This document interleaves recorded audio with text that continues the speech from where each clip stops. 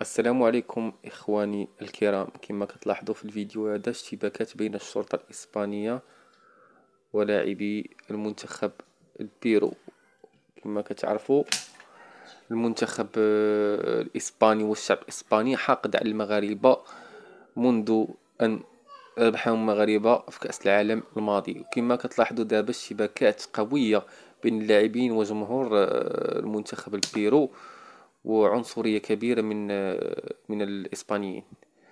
وهذا كيدل على حاجة واحدة، وأنه الشعب الإسباني والشرطة الإسبانية لم يتقبلوا خسارتهم في المونديال الأخير ضد المنتخب المغربي.